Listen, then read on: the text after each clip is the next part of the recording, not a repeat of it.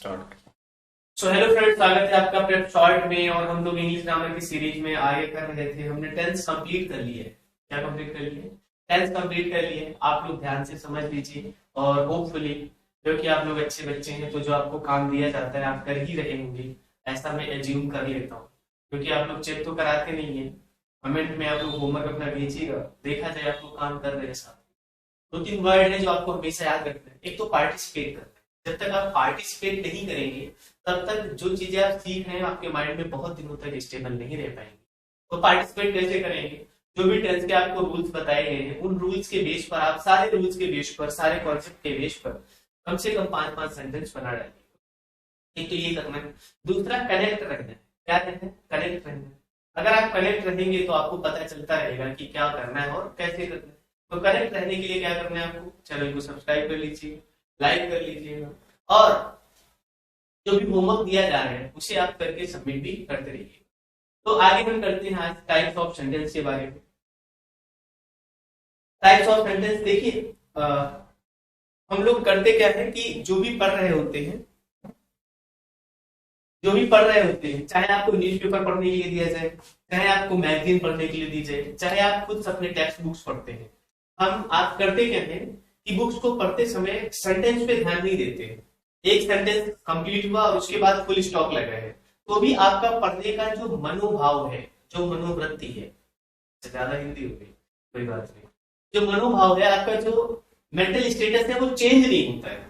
Full stop आ गया तब भी आप उसी तरीके से पढ़ते हैं, उसी भाव से पढ़ते हैं। एक सेंटेंस कंप्लीट हुआ उसके बाद क्वेश्चन मार्क आ गया तब भी आपका जो एक्सप्रेशन है अपने आप के लिए वो चेंज नहीं होता है। फिर आपने एक सेंटेंस पढ़ा और उसके बाद एक्सक्लेमेटरी साइन आ गया तब भी आपका एक्सप्लेन करने का, समझने का तरीका चेंज नहीं हुआ। जब आप कोई भी मैगजीन पढ़े, न्यूज़पेपर पढ़े, टेक्स्ट पढ़े, पढ़ते समय जब भी फुल स्टॉप आए तो आपका मनोभाव कैसा होना चाहिए? जब एक्सक्लेमेशन साइन आए तो आपका माइंड चेंज होना चाहिए और आपको रुक कर सोचना चाहिए कि एक्सक्लेमेटरी साइन क्यों आया होगा। जब कोई सेंटेंस कंप्लीट हो और उसके बाद क्वेश्चन मार्क लगा हो तो आपको रुक कर सोचना चाहिए कि क्वेश्चन मार्क क्यों आया होगा। आप लोग ऐसा बिल्कुल भी नहीं करते। यही चेंज करना है, यही सीखना है। ये सबसे इंपॉर्टेंट चीज है। छोटी छोटी किंतु मोटी बातें, छोटी छोटी किंतु मोटी और जरूरी बातें, इंपॉर्टेंट बातें जो आपको हमेशा ध्यान रखना है। तो क्या करना है, जब भी आप न्यूज़पेपर या टेक्स्ट पढ़िएगा, अगर फुल स्टॉप आए तो आप आराम से पढ़ लीजिएगा। अगर एक्सक्लेमेशन साइन आए कहीं पर तो आपको रुक के सोचना चाहिए कि एक्सक्लेमेशन साइन क्यों आया होगा। एक्सक्लेमेशन साइन क्यों आया होगा? या तो वो सेंटेंस ऑब्जेक्टिव होगा इसलिए एक्सक्लेमेशन साइन आया होगा, या वो सेंटेंस एक्सक्लेमेटरी रहा होगा। अभी आपको आगे पता चलेगा जब हम डिस्कस करेंगे कि एक्सक्लेमेशन साइन क्यों यूज किया गया एक्सक्लेमेटरी सेंटेंसेस में, ऑब्जेक्टिव सेंटेंसेस में। अगर आपने सेंटेंस पढ़ा और उसके बाद कोई क्वेश्चन मार्क आया है तो आपको रुककर सोचना चाहिए कि इस क्वेश्चन में ऐसी कौन सी चीज पूछी जा रही है। क्योंकि आप तो एक जैसा पढ़ते चले जा रहे हैं, है ना। जैसे रोड पे कार चलाते हैं, एक्सीलेटर पे पैर रख लिया और चलते चले जा रहे हैं बिना देखे आगे, है ना। फिर क्या होता है? एक्सीडेंट हो जाता है। तो एक्सीडेंट ना हो इसलिए संभल कर पढ़ना है। कैसे पढ़ना है? जैसे रोड पे संभल कर चलना है वैसे ही पढ़ते समय संभल कर पढ़ना भी है। तो हम क्या पढ़ने वाले हैं? हम पढ़ने वाले हैं टाइप्स ऑफ सेंटेंसेस। क्या पढ़ने वाले हैं? टाइप्स ऑफ सेंटेंसेस पढ़ने वाले हैं। क्या होते हैं टाइप्स ऑफ सेंटेंसेस? पहले एक बार हम लिख देते हैं सारे टाइप्स ऑफ सेंटेंस, उसके बाद हम एक एक करके एक्सप्लेन करेंगे। जैसे पहला, आपने ये चीज टेंस में पढ़ चुके हो कि हम पढ़ते हैं अफर्मेटिव सेंटेंसेस। क्या पढ़ते हैं हम? Assertive sentence. क्या कहेंगे? Assertive sentence. असर्टिव सेंटेंस का ही दूसरा नाम डिक्लेरेटिव सेंटेंस होता है। क्या होता है? डिक्लेरेटिव सेंटेंस होता है। क्या होता है? डिक्लेरेटिव सेंटेंस होता है। और डिक्लेरेटिव सेंटेंस को ही हम क्या कहते हैं? स्टेटमेंट कहते हैं। क्या कहते हैं? स्टेटमेंट कहते हैं। ये जो होते हैं डिक्लेरेटिव सेंटेंस या स्टेटमेंट सेंटेंस, ये दो प्रकार के होते हैं। कितने प्रकार के होते हैं? दो प्रकार के होते हैं। एक तो होता है पॉजिटिव। क्या होता है? पॉजिटिव। और दूसरा होता है नेगेटिव। क्या होता है? नेगेटिव। देखिए, नाम समझ लीजिएगा। आपके आसपास जितने लोग भी रहते हैं, अगर आप उनके नाम जानते हैं अच्छे से तो आपको प्रॉब्लम नहीं होती है उनसे डिस्कस करने में, उनसे बात करने में। अगर आपको नाम ही नहीं पता होगा, तो आपको दिक्कत होती है पहचानने में। तो नाम ठीक से समझ लीजिएगा। जो असर्टिव सेंटेंस होता है उसी का दूसरा नाम डिक्लेरेटिव सेंटेंस होता है, उसी को हम स्टेटमेंट कहते हैं। क्या कहते हैं? स्टेटमेंट कहते हैं। ये बात क्लियर होगी। अब ये जो होते हैं ये दो प्रकार के होते हैं, पॉजिटिव सेंटेंस होते हैं और होते हैं क्या? Negative sentence. क्या होते हैं? पॉजिटिव सेंटेंस और नेगेटिव सेंटेंस। पॉजिटिव सेंटेंस का ही दूसरा नाम अफर्मेटिव होता है। क्या होता है? अफर्मेटिव होता है। तो ये नाम सबके जान लीजिए एक बार। और दूसरा क्या होता है? इंटेरोगेटिव सेंटेंस होता है। क्या होता है? इंटेरोगेटिव सेंटेंस होता है। हम आपको बताएंगे इंटेरोगेटिव बताते समय इंटेरोगेटिव दो प्रकार के होते हैं। फिर थर्ड हम क्या पढ़ेंगे? थर्ड हम पढ़ने वाले हैं इंपेरेटिव सेंटेंसेस। क्या पढ़ने वाले हैं? Imperative sentences. सुनो, क्या पढ़ने वाले हैं? Imperative sentences. उसके बाद फोर्थ आएगा हमारा क्या? Exclamatory sentence. क्या आएगा? Exclamatory sentence. और फिर उसके बाद फिफ्थ आएगा, एक्सक्लेमेटरी सेंटेंस के बाद हम पढ़ेंगे ऑब्जेक्टिव सेंटेंस। क्या पढ़ेंगे? Objective sentence. तो इतने प्रकार के सेंटेंस हम क्या करने वाले हैं? पढ़ने वाले हैं। चलिए अब हम one by one discussion start करते हैं। तो एक तो हम असर्टिव सेंटेंस पढ़ने वाले हैं, दूसरा हम इंटेरोगेटिव सेंटेंस पढ़ने वाले हैं, थर्ड इंपेरेटिव सेंटेंस पढ़ने वाले हैं, फोर्थ एक्सक्लेमेटरी और फिफ्थ ऑब्जेक्टिव सेंटेंस। तो सबसे पहले हम फर्स्ट पढ़ते हैं असर्टिव सेंटेंस के बारे में। किसके बारे में? असर्टिव सेंटेंस के बारे में। देखिएगा,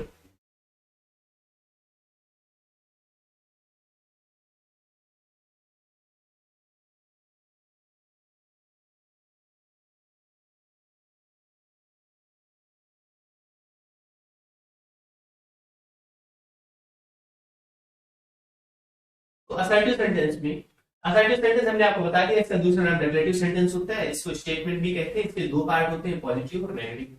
पॉजिटिव का ही दूसरा नाम क्या होता है? अफर्मेटिव होता है। क्या होता है? अफर्मेटिव होता है और नेगेटिव होता है। तो ये स्टेटमेंट कैसे होते हैं? डिक्लेरेशन कैसे होती है? Declarative sentence. तो असर्टिव सेंटेंस क्या करते हैं? डिक्लेरेशन करते हैं। क्या करते हैं? जैसे ही इज, क्या? He is reading book. He is reading book. तो आपने डिक्लेयर कर दिया। क्या कर दिया? डिक्लेयर कर दिया, ही इज रीडिंग बुक। ये आपने ये स्टेटमेंट दे दिया। अगर इसकी को नेगेटिव करना होगा तो क्या हो जाएगा? He is not reading a book. He is not reading a book. तो ये आपका जो सेंटेंस हो गया, ये स्टेटमेंट जो हो गया वो नेगेटिव हो गया। ही इज रीडिंग बुक, ये आपने बात कैसी कही है? अफर्मेटिव कही है, पॉजिटिव कही है। He is not reading a book, वो बुक नहीं पढ़ रहा है। तो ये सेंटेंस कैसा हो गया? नेगेटिव हो गया। क्या हो गया? नेगेटिव हो गया। बोलो, ये वाली बात क्लियर होगी? यस और no?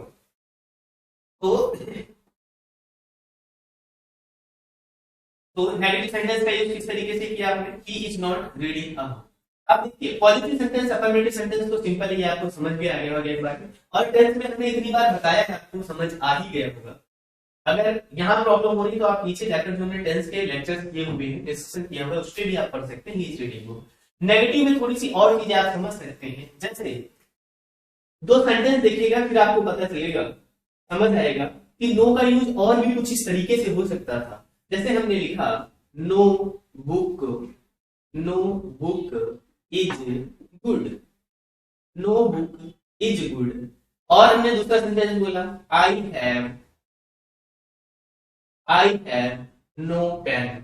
I have no pen. अब देखिएगा, इन सेंटेंस को बहुत ध्यान से समझिएगा। नो का यूज नेगेटिव सेंटेंस इस तरीके से भी हो सकता था, नो बुक इज गुड। यहाँ पर जो नो यूज हुआ है, क्या यूज हुआ है? यहाँ पर जो नो यूज हुआ है ये एडजेक्टिव की तरह यूज हुआ है। किसकी तरह यूज हुआ है? एडजेक्टिव की तरह ये यूज हुआ है। अब एडजेक्टिव क्या होता है ये हम आपको आगे चैप्टर्स में पर्टिकुलर बताएंगे। आपका एडजेक्टिव का पर्टिकुलर चैप्टर होगा, डिस्कशन जब किया जाएगा। लेकिन यहाँ पर समझ लीजिए, क्योंकि बुक के पहले नो लिखा हुआ है और एडजेक्टिव की डेफिनेशन अगर आप एक लाइन में समझना चाहते हैं, नाउन या प्रोनाउन के पहले जो वर्ड यूज किए जाते हैं और वो उनको नाउन या प्रोनाउन की कुछ विशेषता बताते हैं, तो उसे हम क्या कहते हैं? एडजेक्टिव कहते हैं। क्या कहते हैं? एडजेक्टिव कहते हैं। जैसे आई हैव नो पेन, तो यहाँ भी नो जो है आप इसको एडवर्ब कहेंगे तो ज्यादा अच्छा रहेगा। क्या रहेगा? एडवर्ब कहेंगे तो ज्यादा अच्छा रहेगा। एडजेक्टिव भी हो सकता है और ये एडवर्ब भी है। तो इस तरीके से नेगेटिव सेंटेंसेस इस तरीके से भी हो सकते हैं। नो बुक इज गुड, कोई भी बुक अच्छी नहीं है। आई हैव नो पेन, हमारे पास कोई भी पेन नहीं है। तो नेगेटिव सेंटेंसेस इस तरीके से भी बन सकते हैं। ये बात क्लियर हो गई? ओके।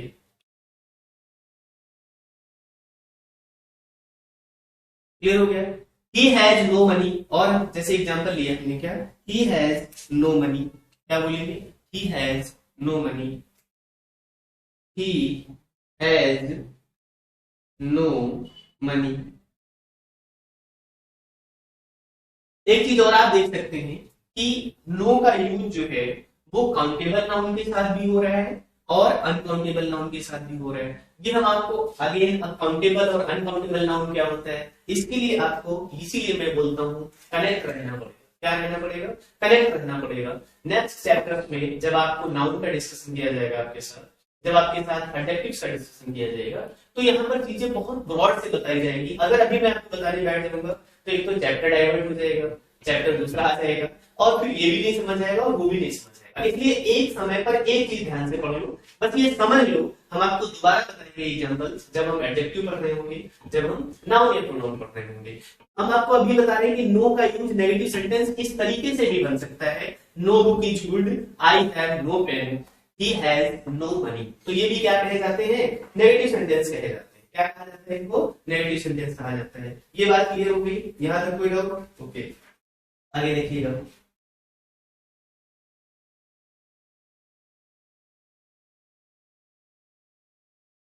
और नो का यूज हम कैसे कर सकते हैं? जैसे आपने देखा होगा जब आप बाहर निकलते हैं तो बहुत जगह आपको लिखा मिल जाता है नो पार्किंग। क्या लिखा होता है? नो पार्किंग, यस और नो। और आपको मिल जाता है क्या? नो स्मोकिंग, क्या? नो स्मोकिंग, यस और नो। तो इस तरीके से भी सेंटेंसेस में नेगेटिव सेंटेंस क्या हो सकते हैं? बनाए जा सकते हैं। तो ये नेगेटिव सेंटेंसेस हैं। कैसे सेंटेंसेस हैं? नेगेटिव सेंटेंसेस हैं। ये बात क्लियर हो गई? ओके। देखिएगा, और एक चीज नेगेटिव से रिलेटेड एक चीज इस तरीके से भी पढ़ सकते हैं आप। तो क्वालिटी वाली बात तो ठीक है, आपको समझ आ ही गई। नेगेटिव के बारे में थोड़ा और स्टडी करेंगे। जैसे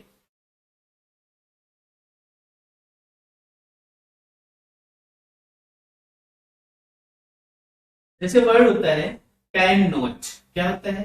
कैन नॉट। और क्या होता है? Shall not. और क्या होता है? Will not. इनको शॉर्ट में भी हम लिखते हैं। क्या लिखते हैं? कैन नॉट शॉर्ट में क्या लिखते हैं? कैंट लिखते हैं। क्या लिखते हैं? कैंट लिखते हैं। बोलो किस तरीके से लिखते हैं? कैन नॉट को शॉर्ट में क्या लिखते हैं हम? कैंट लिखते हैं। और शैल नॉट को शॉर्ट में क्या लिखते हैं? सैंट लिखते हैं। क्या लिखते हैं? सैंट लिखते हैं। और विल नॉट को शॉर्ट में क्या लिखते हैं? वॉन्ट लिखते हैं। क्या लिखते हैं? वॉन्ट लिखते हैं। ये विशेष कंस्ट्रक्शंस है नेगेटिव की जो आपको याद रखना है। क्या रखना है? ये विशेष कंस्ट्रक्शंस है नेगेटिव की जो आपको याद रखना है। कैन नॉट को, कैन नॉट को शॉर्ट में कैंट लिखते हैं। क्या लिखते हैं? कैंट। शैल नॉट को शॉर्ट में सैंट लिखते हैं। विल नॉट को शॉर्ट में क्या लिखते हैं? वॉन्ट लिखते हैं। और इसके अलावा जैसे आप लोग लिखते हो आर नॉट, क्या? Are not. ये तीन याद रखने वाली है, बाकी सारी इजी होती हैं। उसमें केवल बीच में एक ओ गायब हो जाता है। क्या हो जाता है? ओ गायब हो जाता है और वो सेम रहती है। जैसे आर नॉट का देखो, ये तीन याद रखनी है आपको। आर नॉट का क्या हो जाएगा? ए आर ई, ये एंड गायब कर दो, सॉरी ओ गायब कर दो। क्या गायब कर दो? ओ गायब कर दो। तो इस तरीके से आर एंड हो जाएगा। क्या हो जाएगा? आर एंड हो गया। जैसे इज नॉट लिखा है, क्या लिखा है? Is not. तो ये तो बहुत आसान होती है, बस आपको ये याद रखना है कि इसमें ओ गायब करना है। तो इजेंट क्या हो जाएगा? इजेंट हो जाएगा। बोलो क्या हो जाएगा? इजेंट हो जाएगा। इज लिखेंगे और नॉट लिख देंगे तो क्या हो जाएगा? इजेंट हो जाएगा। आगे देखिएगा। तो ये बात क्लियर होगी आप लोगों को? आगे ठीक है।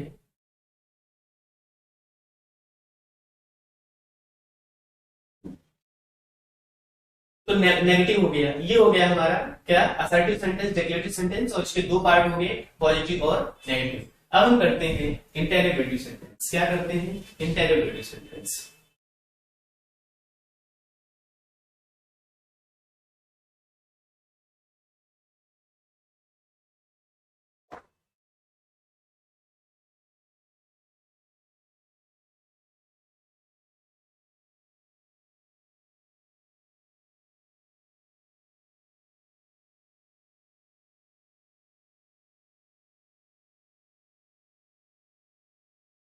ठीक है, आगे देखिएगा इंटेरोगेटिव सेंटेंस। वैसे तो हमने आपको टेंस में बताया हुआ है, लेकिन यहाँ पर थोड़ा और ब्रॉडली हम आपको बता देते हैं इंटेरोगेटिव सेंटेंस क्या।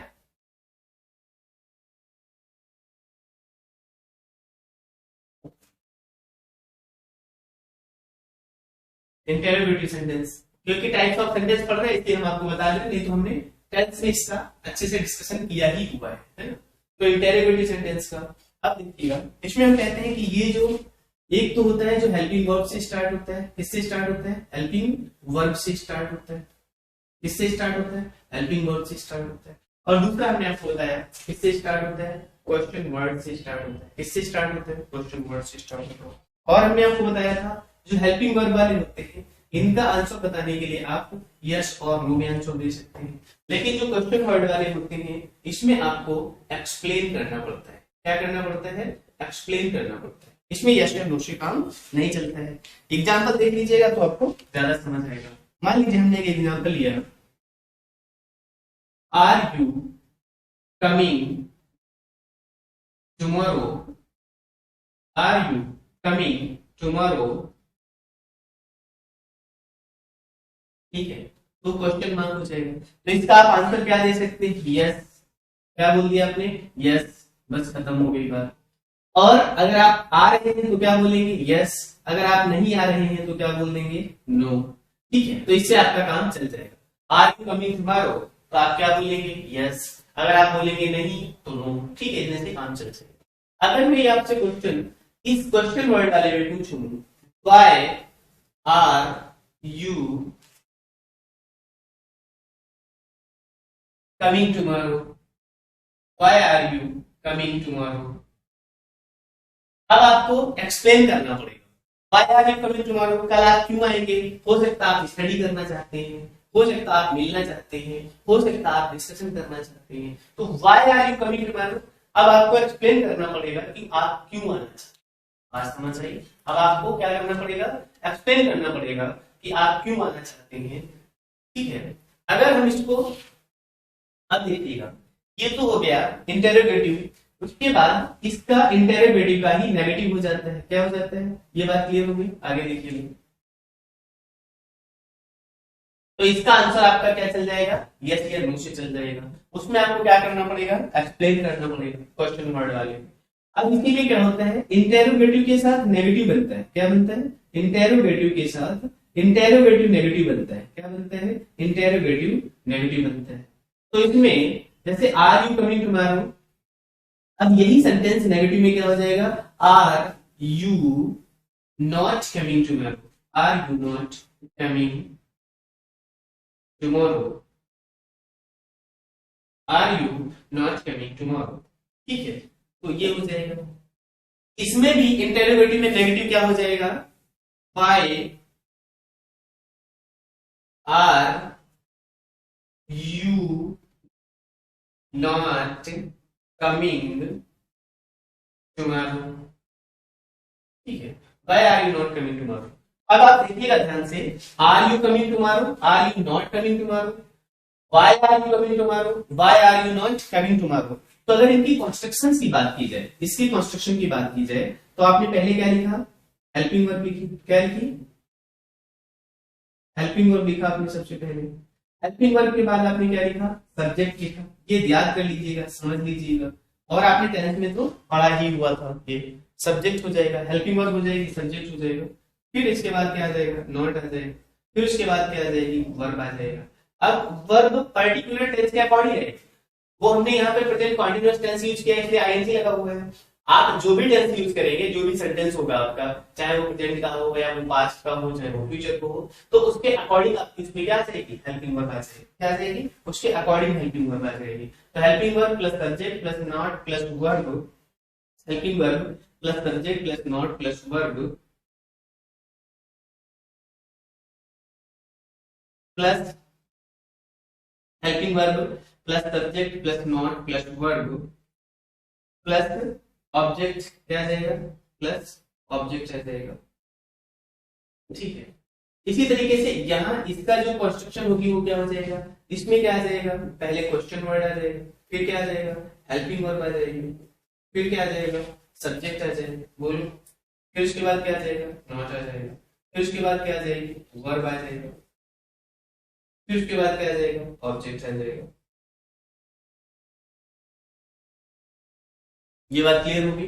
तो इस तरीके से इसकी क्या हो जाएगी, कंस्ट्रक्शन हो जाएगी। तो इंटेरोगेटिव में भी नेगेटिव हो जाता है, ये ध्यान रखने वाली बात है। तो यहाँ पर हमें क्या यूज करना पड़ता है, इस तरीके से नॉट यूज करना पड़ता है। क्या करना पड़ता है, नॉट का यूज करना पड़ता है ना। ये एग्जांपल हमने इंटेरोगेटिव का आपका बताया, किसका बताया, इंटेरोगेटिव का। आर यू कमिंग टुमारो, ये भी इंटेरोगेटिव का, why are you coming tomorrow. उसके बाद इंटेरोगेटिव में भी नेगेटिव करना हो तो ये हमने आपको बताया, are you not coming tomorrow, why are you not coming tomorrow, इस तरीके से। तो इनकी कॉन्स्ट्रक्शंस इस तरीके से हो जाएंगी, ये आपको याद रखना। बताइए, समझ आया। अब तो इंटेरोगेटिव में कभी कोई प्रॉब्लम नहीं होगी, है ना। चाहे केवल इंटेरोगेटिव हो, चाहे इंटेरोगेटिव में नेगेटिव भी हो, तो आपको ये कॉन्स्ट्रक्शन याद रखना है, एग्जांपल याद रखते हैं। अब आप अपनी तरफ से कुछ एग्जांपल कर लेंगे तो आपको समझ आ जाएगा।